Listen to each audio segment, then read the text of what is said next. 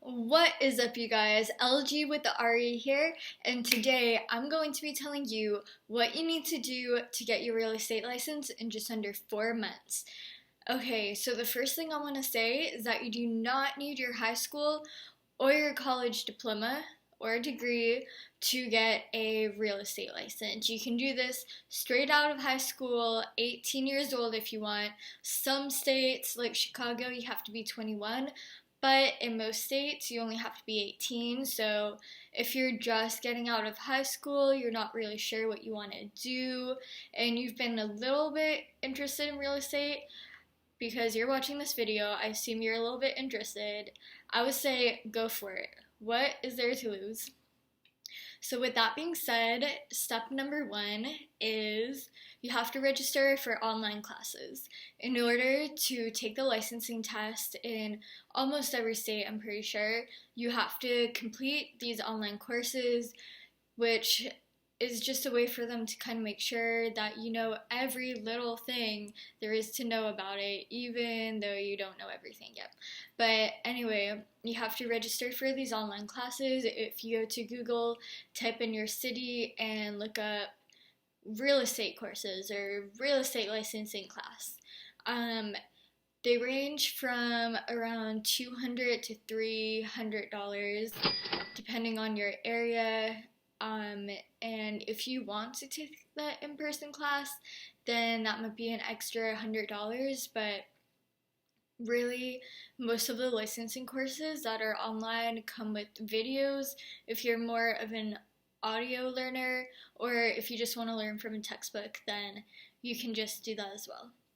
So these courses will usually have 3 different modules. Each of these modules will take around 3 to 4 weeks per module. So if you add up all those 3 different modules, it will take you around 9 to 12 weeks, which will be around 3.5 months. Okay, so after you finish those courses and stuff, next thing you want to do is submit your licensing test application. So in order to do this, go on your Department of Real Estate for your state website, and you want to look up what it takes to get their salesperson license, which is what they call the agent license. It's often referred to by the state as the salesperson license, even though we just call it the agent license. So in order to do this, you have to get fingerprints processed, and you also have to download your certificates of completion from those online classes that you took. That's really important because they need to know that you took those courses, so you have to submit that with your application. Fingerprints usually cost around, I want to say $25 to $75 to process, and then the application, depending on your state of course, will be around $300 to $400, usually more around $300. So if you add all of that, it will be around $375. So start tallying all these numbers up that I tell you, just so that you know in advance how much you will be spending. So we have the $200 to $300 for the online classes, plus the around $375 for the licensing test application. Okay, now this licensing test application takes them 4 to 6 weeks just to process. That's a whole nother month.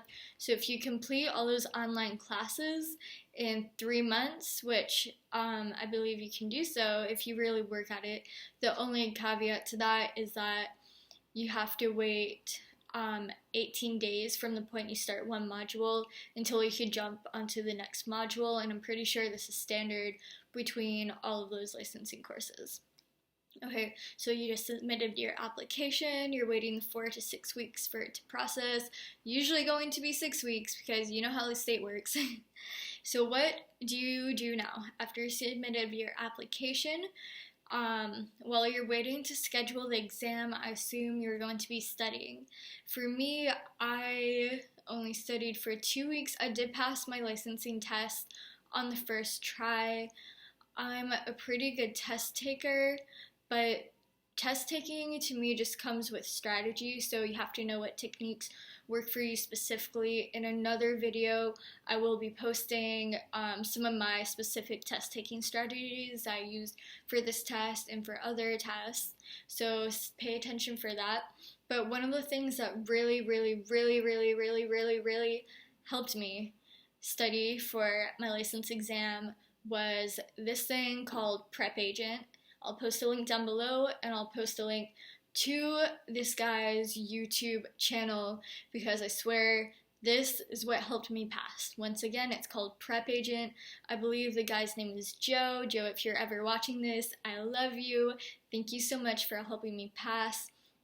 Basically, what the course is, I'll put a little screen cap somewhere around here, but what this program is it provides you with all the not exactly the same test questions that you'll have on the test, because that's kind of illegal, but test questions are very similar to what you will have on the licensing test, so that you kind of get an idea of what the test questions will be like. And also, what I love about this program is it gives you mock tests. So you could choose to do like 20 questions in one sitting during one test, or you could choose a test that has like 100 questions. You could break it up by module.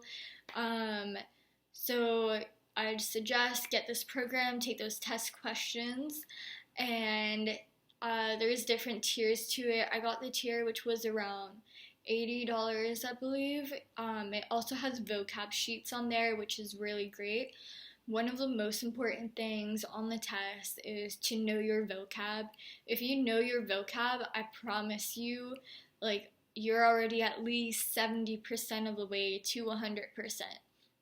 So, and with most of the tests, at least in California, I believe I only needed a 70% to pass, and since it's a pass-fail, they don't tell you what the percentage you get is. They'll just tell you if you pass or you fail. And what they do is you take the test, you're in a huge room with a bunch of different people, you have your own little computer thing sectioned off, there's people next to you taking the test and stuff, and then they don't give you your results as soon as you click the submit. What you have to do is you go out to like kind of a waiting room, and then the person at the front desk will print a sheet for you, and it will say if you pass or fail on that. So I guess they do that because they don't want people screaming or crying while other people are taking the test, of course. So once again, know your vocab. And also, after knowing your vocab, second most important thing is just to know the basic concepts and basic law procedures, and I wouldn't even say the basic paperwork, just mainly the basic concepts and how things relate to each other, what to do in this instance, what to do in that instance. But like I said before, if you know the vocab, that's already 70%. So yeah, PrepAgent, check that out, cannot stress that enough.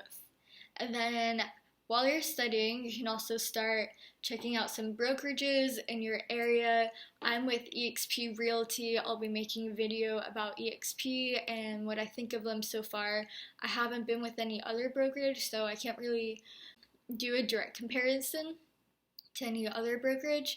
But what I will say is, so far I'm happy with them. They seem to offer a lot of training, and it's very easy to contact them if I have a question.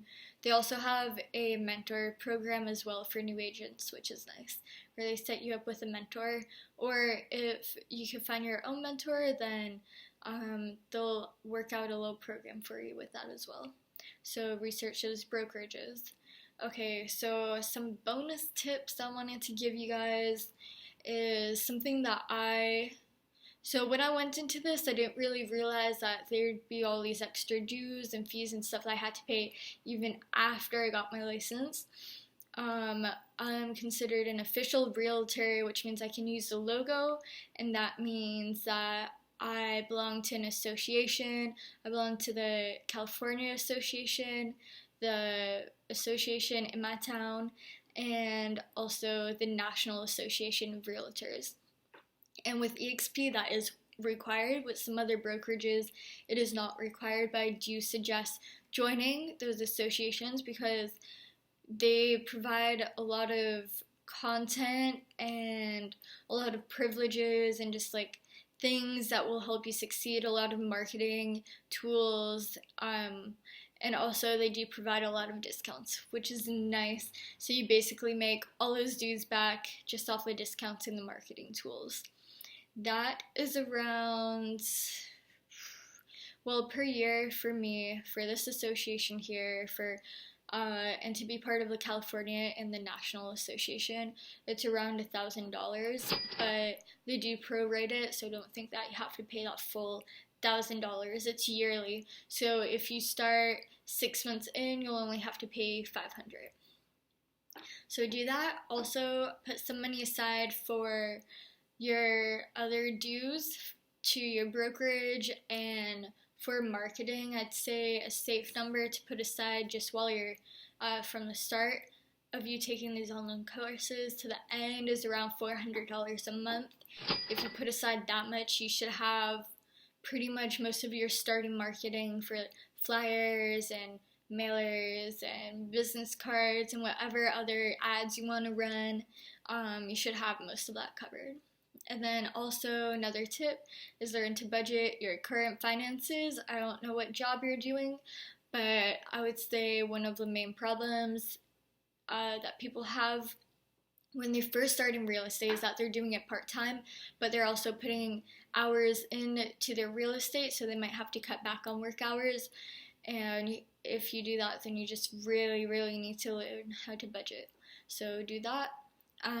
Watch some real estate gurus. I'll be making a video on that as well, just shouting out some of my favorite YouTube real estate gurus. You can start going to open houses every week. They usually have them Tuesdays, sometimes Thursdays, sometimes Sundays. And most of the time when you go in, you can let them know that you're currently a real estate student, and they'll be happy to answer any questions as long as it's not busy. If it's busy, then of course be respectful, give them some space if they're with a client. But once they're free, then feel free to go, ask them some questions. Just learn from someone that's already been in the business for a little bit and get some tips so that once you actually do get in and get your license, then maybe they'll give you some tips on what not to do so that you don't have to do that and you could just get rid of the bad and start with the good habits, After that, I'd say learn the area that you want to work in. If you haven't lived there in a while, that's specifically very important. So just drive around, maybe check out some of the schools, just pass by the schools, not creepily, of course. You don't want to be slow riding through those areas. But just drive around there, check out how close the grocery stores are, just check out the neighborhoods, don't be creepy while you're driving. That's all I ask. And then I'd also say that if you're not comfortable speaking to people, that I would take a Toastmasters class, because that will make you a lot more comfortable in front of people, which when you come, when it comes to cold calling and door knocking and just any in-person interaction, especially when it comes to basically being an agent is a sales job, but it's also a person job, so you have to learn how to relate to people and how to express your thoughts. Just be good at expressing your ideas and be good at conveying it. And something that really helps with that is Toastmasters. I haven't taken one of those. I haven't been part of one of those groups in a while, but I'm definitely going to join again. And yeah.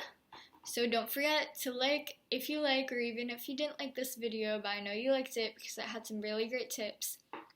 Keep studying. I know you can do it. Hit that subscribe button wherever it is, because I'm going to be posting a bunch of new content. And stay tuned every Tuesday and Sunday.